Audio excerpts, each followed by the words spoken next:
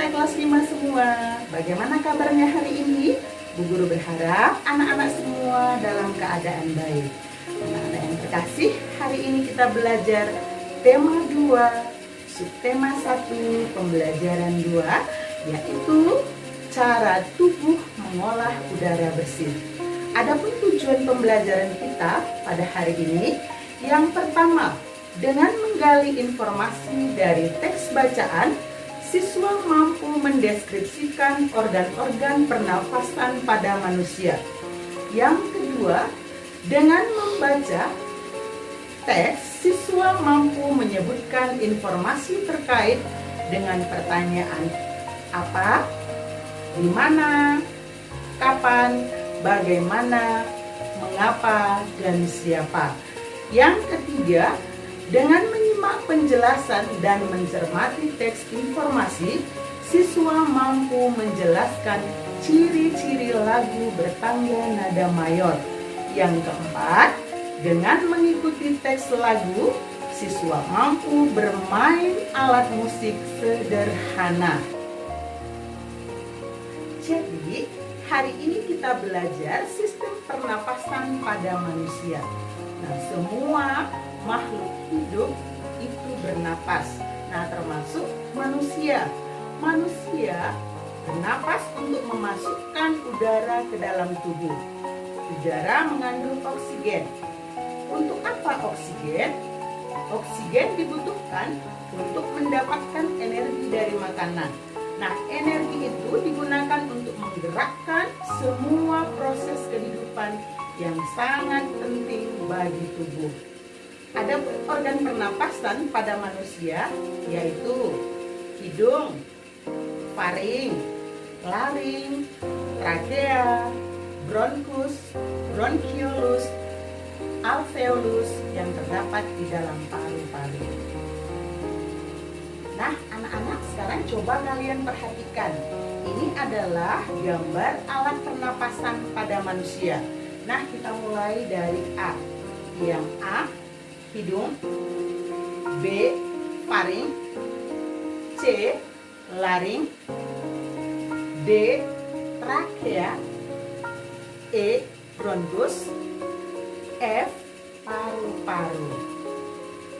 Nah, sekarang kita akan melihat penjelasannya satu persatu. Nah, hidung. Udara masuk melalui lubang hidung ke dalam rongga hidung.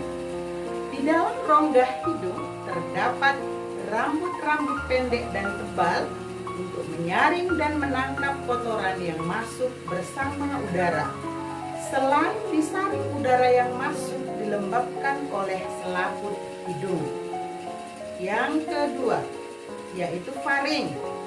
Faring merupakan persimpangan antara saluran pernapasan pada bagian depan dan saluran pencernaan pada bagian belakang. Yang ketiga, laring. Laring sering juga disebut dengan tekak ataupun jakun. Terdapat di bagian belakang faring. Laring terdiri atas 9 susunan tulang rawang berbentuk kotak. Yang keempat adalah trakea atau disebut juga dengan batang tenggorokan. Pada trakea terdapat jaringan yang disebut silia yang akan bergerak dan mendorong keluar debu-debu dan bakteri yang masuk. Yang kelima, bronkus. Bronkus merupakan percabangan dari trakea serta terdiri atas bronkus kiri dan bronkus kanan. Keenam, bronkiolus, yaitu percabangan dari bronkus. Yang ketujuh, alveolus. Alveolus terdapat di dalam paru-paru, merupakan tempat terjadinya pertukaran oksigen dan karbon dioksida. Alveolus dikelilingi kapiler-kapiler darah. Alveolus berbentuk seperti buah anggur. Nah, sekarang mari Mari kita amati bagian paru-paru. Nah, yang A, kita lihat mulai dari yang A.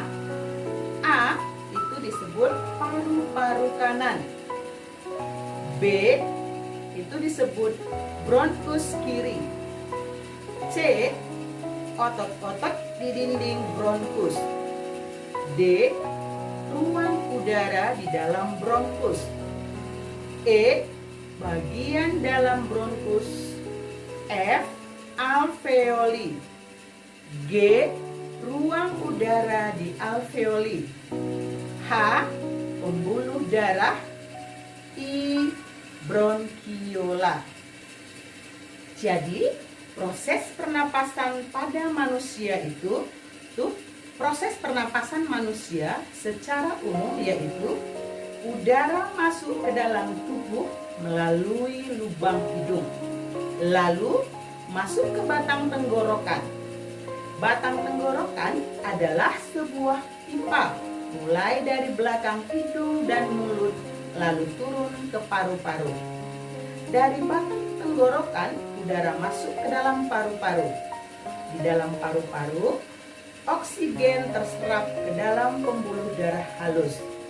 Sebaliknya, gas karbon dioksida dari pembuluh darah masuk ke dalam paru-paru dan selanjutnya dibuang saat kita menghembuskan nafas.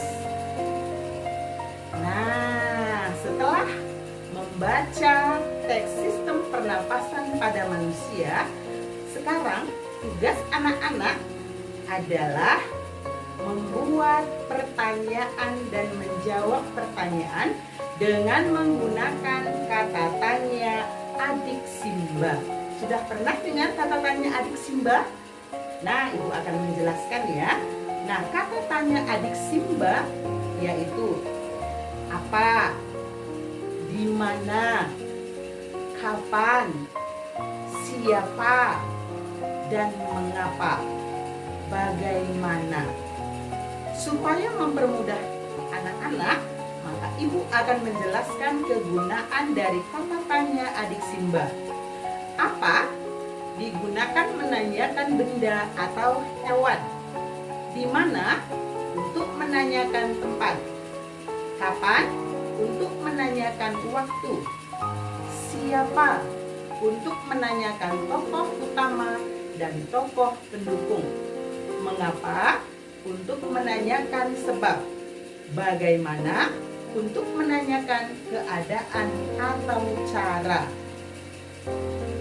Contohnya, kata tanya apa? Nah, pertanyaannya, apa nama organ pernapasan manusia yang terlihat? Jawabannya, organ pernapasan manusia yang terlihat adalah hidung. Ibu kasih contoh satu lagi. Kata tanya kapan?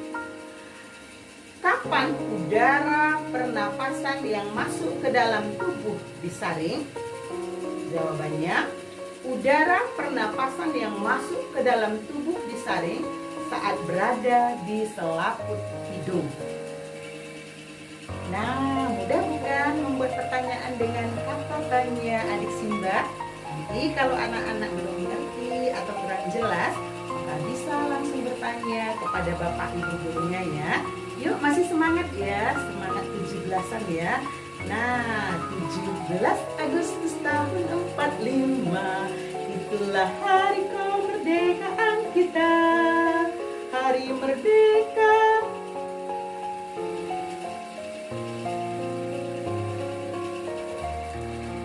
Nah, Bu Guru baru selesai nyanyi nih. Gimana suara Bu Guru? Maaf ya, suaranya tidak merdu. Anak-anak, saat bernyanyi itu merupakan salah satu contoh kita mengatur pernapasan. Kita mengatur pernapasan supaya suara kita lebih enak didengar.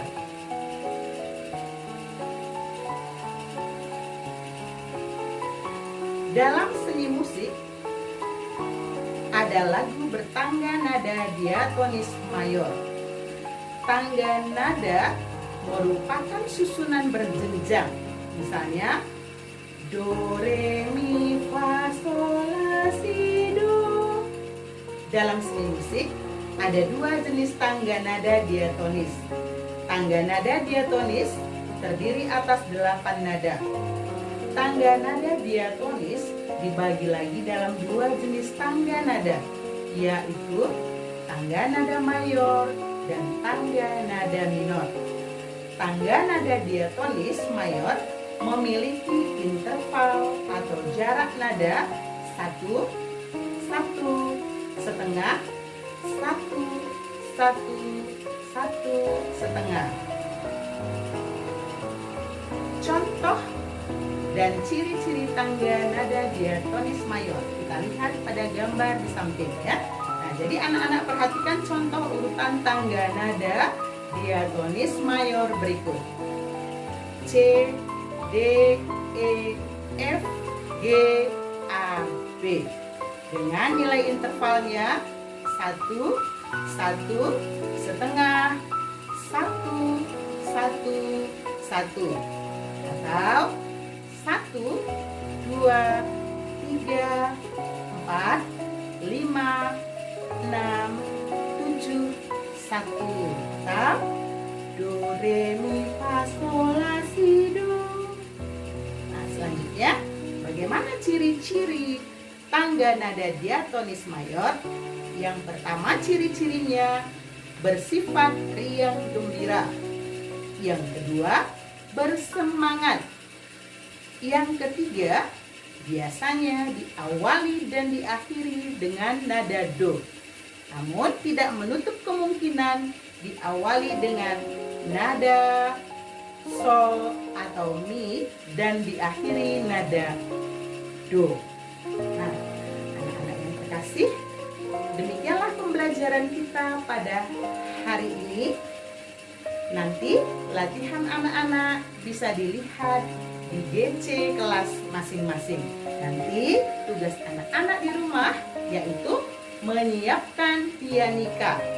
Lalu anak-anak berlatih memainkan lagu Hari Merdeka dengan pianika. Ya, demikian ya anak-anak. Semoga pembelajaran hari ini bermanfaat.